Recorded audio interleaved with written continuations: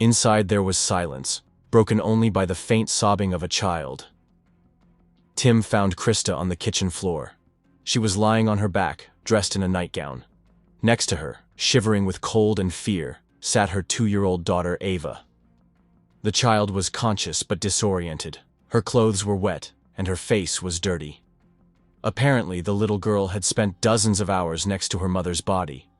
This is what most shocked the experienced police officers: the state in which Ava was found. The girl had been next to her mother the entire time, without food or water, in a cool house, completely alone.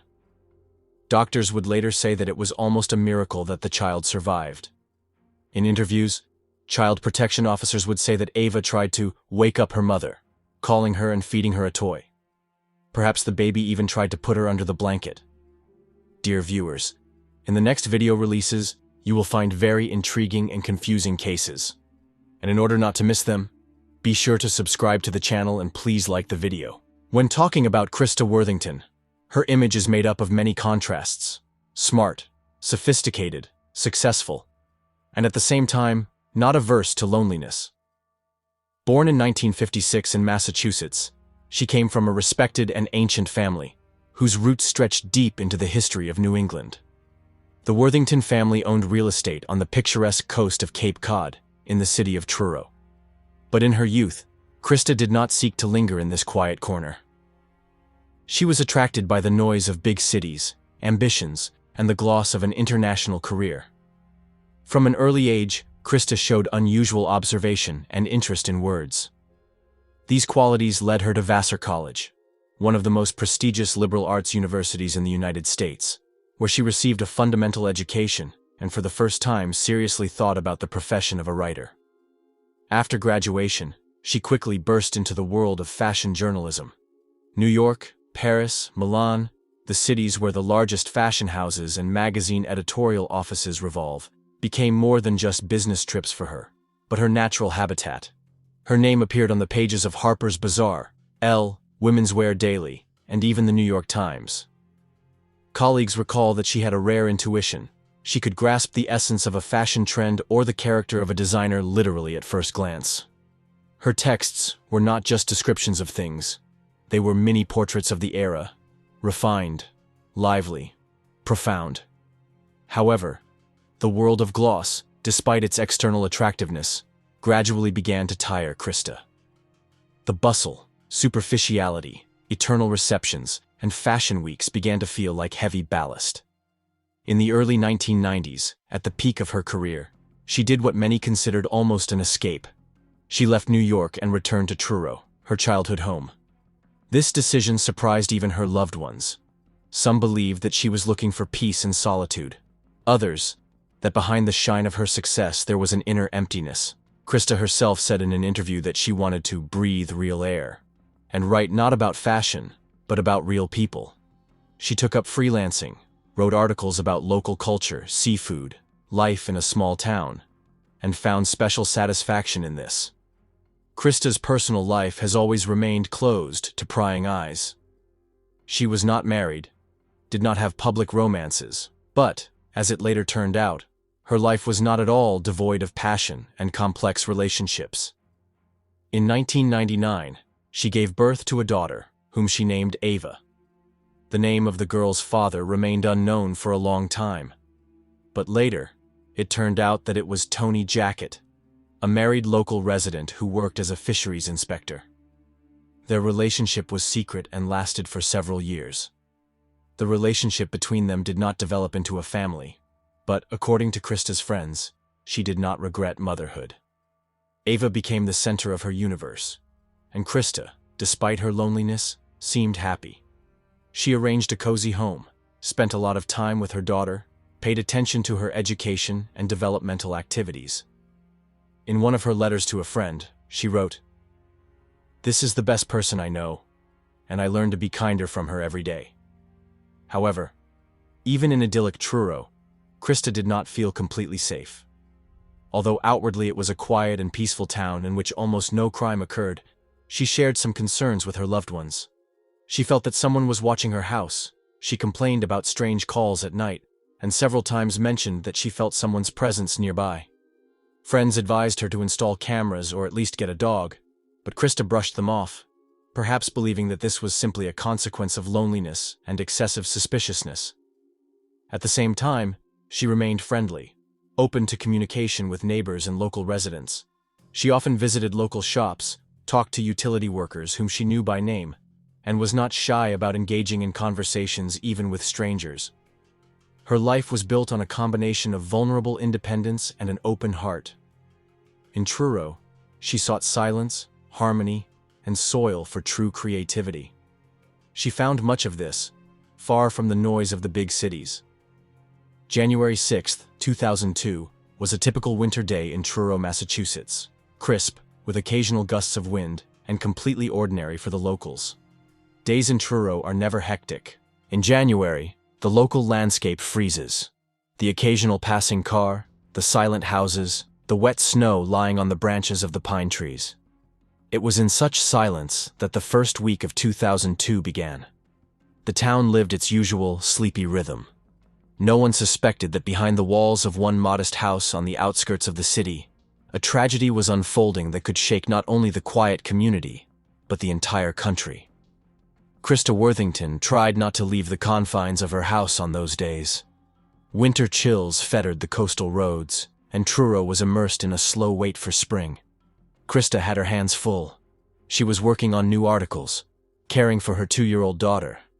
And according to those close to her, she was feeling a bit anxious, although she was in no hurry to share the reasons for it. One acquaintance recalled that she mentioned strange sensations, as if someone was watching, as if the house no longer seemed like a refuge. However, in a small town, such feelings are usually attributed to stress and loneliness. A few days before the fatal event, Krista was seen in a grocery store. She was with her daughter, calm, focused, not particularly talkative. The seller recalled that she bought several ordinary products: milk, bread, baby food. Everything looked as if life was going on as usual.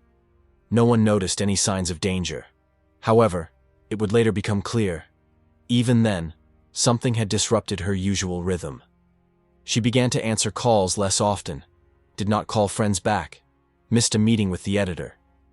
What at first seemed like absent-mindedness began to cause concern. Several days passed. Krista's house seemed empty. The mailbox was filling up, but not emptying. In the evenings there was no light in the windows.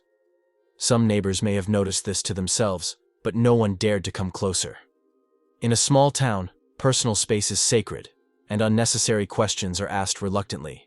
However, one person could not ignore what was happening: Tim Arnold, Krista's former lover and, in fact, the only one who kept in touch with her in recent days.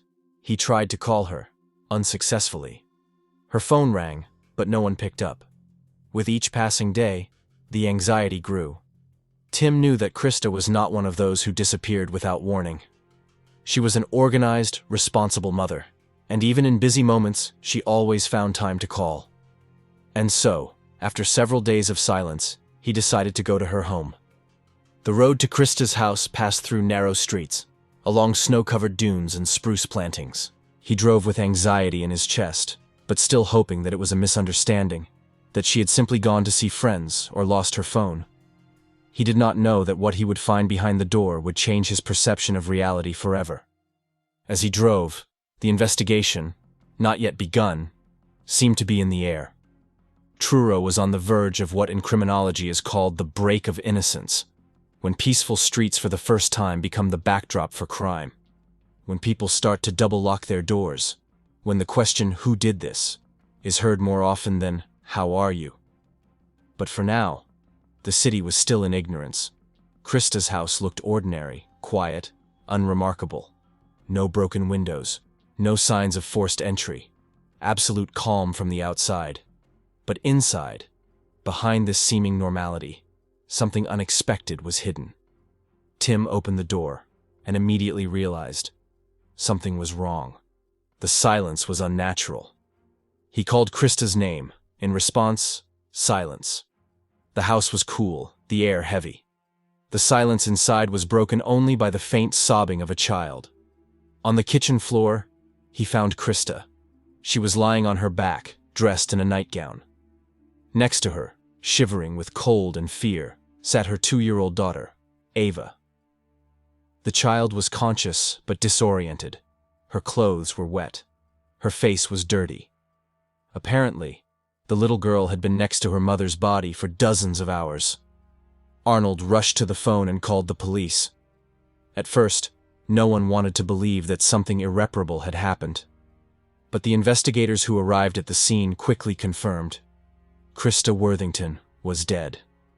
The cause of death was a stab wound to the chest.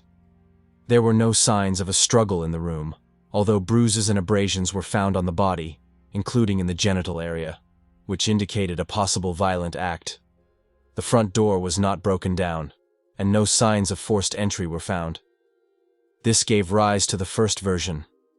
The killer could have been familiar to Krista, and she herself led him into the house. But what most shocked even experienced police officers was the state in which Ava was found. The girl was next to her mother all this time, without food or water, in a cool house, completely alone. Later, doctors would say that it was almost a miracle that the child survived. She was dehydrated, scared, and quietly repeated words that seemed incoherent. In interviews later, child welfare officials would say that Ava had tried to wake up her mother, calling her name and feeding her a toy. The baby may have even tried to put her under the covers. This image of a small child next to her mother's body became a heartbreaking symbol of the tragedy that shook not only Truro, but the entire country. Evidence was seized from the crime scene. Traces of DNA were found on and around Krista's body. Fiber samples and fingerprints were also taken, and the house itself was sealed for further examination. However, immediately after this, the investigation stalled. There were no signs of robbery in the house. Money, valuables, equipment, everything was in place. Krista, apparently, was not killed for profit. An autopsy showed that she died from a single, precise stab to the chest, penetrating so deeply that death occurred almost instantly. This indicated that the killer had acted either in a state of strong affect or was cold-blooded and precise. The police questioned everyone who had been in contact with Krista in recent days. Among them were neighbors, friends, colleagues, and utility workers. They were looking for any clues that could explain why one of the most famous women in the city had suddenly become the victim of such a brutal crime. One of the first figures to come under the attention of the investigation was Tony Jackett, the father of little Ava. His position was delicate, a married man who had long hidden his relationship with Krista from the public. Nevertheless, he immediately agreed to be questioned, gave DNA, and, as it turned out, had nothing to do with what had happened. The investigators were faced with silent horror. In Truro, no one wanted to believe that such a thing had happened here, among their own. Local residents were sure that it was someone from outside, but with each passing day, it became clear that the criminal was nearby. He knew where Krista lived. He knew that she was often alone, and he probably knew that her house was located in a secluded place, not so easy for a random passerby to get to. This was not a random robber. This was a person who came with intent. Rumors began to fly around the city like wildfire. Some claimed that Krista had enemies in the world of journalism. Others, that she was eliminated because of personal revenge. There were also those who assumed that the tragedy was connected with her professional activities. Perhaps she was preparing material that threatened someone, but the investigation did not confirm any of these versions. Time passed, evidence was examined, and the killer remained free. Particular attention was drawn to the last week before Krista's death. She was seen in the city, in a store. She talked to the postman, stopped at a gas station. According to eyewitnesses, she looked tired, but not depressed. Some recalled that she mentioned some kind of strange visit or disturbance, but there was no reliable confirmation of this. Everything pointed to the fact that on the night of the crime, she was home alone with her daughter and did not expect guests. There were no signs of a party, alcohol, or a visit from friends. It was an ordinary night that suddenly turned into a nightmare. Thus began a story that would stretch for years and later flare up with new force. But at that moment, all the investigators had was the journalist's body, traces of violence, and the silence of a city unaccustomed to such crimes. Soon the question, who killed Krista Worthington, would become obsessive for all of Cape Cod. In the meantime, little Ava, who had silently endured the horror, was the only witness to a crime that would change the life of an entire community. The moment Truro police received their first call about the possible death of Krista Worthington marked the beginning of a complex and emotionally charged investigation. A small town with few serious crimes in years was on the brink of a high-profile case that would extend beyond Barnstable County and into national media coverage. When officers arrived on the scene, they saw something even the most seasoned investigators could not prepare for. A woman's dead body lying on the kitchen floor.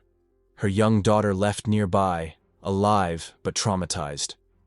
Within minutes, it was clear that this was not a tragic accident, but a cold-blooded, intentional murder. The first 72 hours of a murder investigation are considered critical.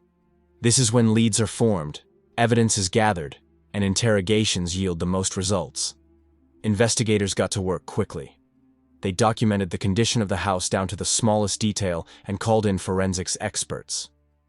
One of the first things that immediately raised alarm was the biological traces found on Krista's body.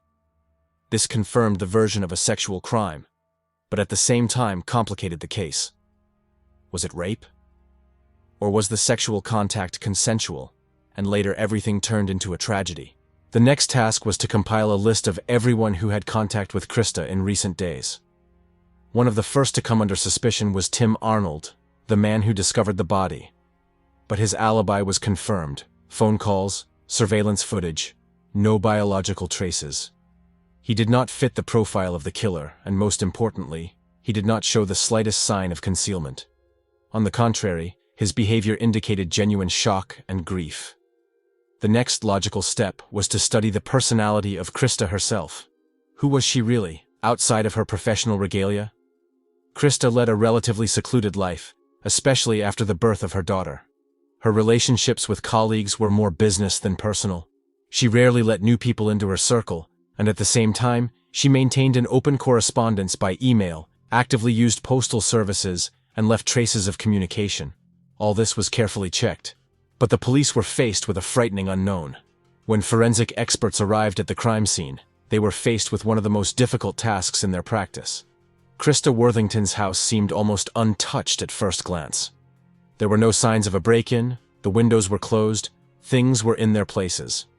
But it was precisely in this apparent ordinariness that the challenge was hidden.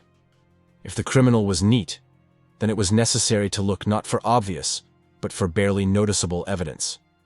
This means that the work of forensic experts had to be filigree. They began by recording the position of the body. It was important to determine whether Krista died where she was found, or whether she was moved. Experts carefully studied the traces of blood, direction, splashes, streaks. Blood analysis pattern is one of the most accurate methods for reconstructing the picture of the attack. In this case, it showed that the woman was attacked in a standing position and then fell. This was confirmed by drops of blood on the wall, on the refrigerator door, and on the floor. They indicated vertical movement, not a struggle on the ground. The murder weapon was not found. But the shape of the wound and the nature of the bleeding determined that it was a stabbing object, presumably a knife. Next, work with textiles. Forensic scientists studied the victim's clothes and the sheets from her bed. On one of the bedspreads, they found a hair that did not belong to Krista. It was longer and thicker than her own, and had a root, which allowed for a full DNA analysis. In addition, a fibrous trace from a work jacket was found, containing microparticles of debris and dust. This would later become an important piece of evidence.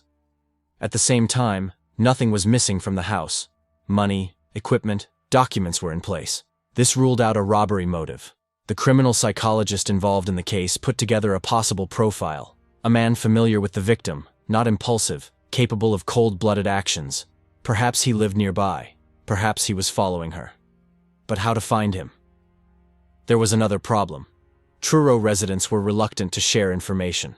Small towns are complex ecosystems where everyone knows everyone, and suspicions quickly turn into accusations. Locals were afraid that someone, their own, might be hit. The police were faced with silence, with cautious phrases, with mistrust.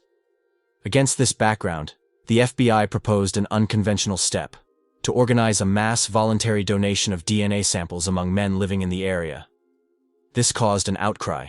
Civil activists, lawyers, ordinary residents, everyone expressed concern about the violation of personal rights. But the voluntary nature of the procedure formally allowed the process to begin. While the tests were being processed, the investigation did not stand still. Former employees of repair services, electricians, postmen, everyone who had access to Krista's house, were checked. Particular attention was paid to men with previous convictions for sexual crimes or violence. One of these people was a local resident, Christopher McCowan, a garbage man who worked on the route that included Krista's house. He was known to the police, but not for serious crimes, more for violations and suspicious behavior. And yet he was not among the primary suspects. Almost a year passed. The case began to die down. The media cooled off. But then, a breakthrough. One of the DNA tests taken voluntarily gave a match. It was Christopher McCowan. His DNA is on the victim's body. His hair is on the blanket in the bedroom. His fingerprints are on objects previously considered clean. His alibi turned out to be shaky, contradictory. And although he insisted on his innocence, the evidence said otherwise. The investigation had finally found a specific person. But instead of relief, a new wave of doubts began in the city. Could McCowan, poorly educated, with speech impairments, commit such a precise and cold-blooded crime? Or was he a pawn in someone else's game? It was the moment of truth. Science spoke up. But even then, investigators still had questions. Why were there no signs of a break-in? Why did Krista let him into the house? Why didn't she call the police if she felt threatened? But forensic science provided the key to the main thing, establishing the fact of contact between the victim and the suspect at the time of the crime. And the answers were to be found in court. The Krista Worthington murder trial began in 2005 and immediately became the subject of national attention. Before the jury stood a man who, at first glance, did not fit the image of a cold-blooded criminal.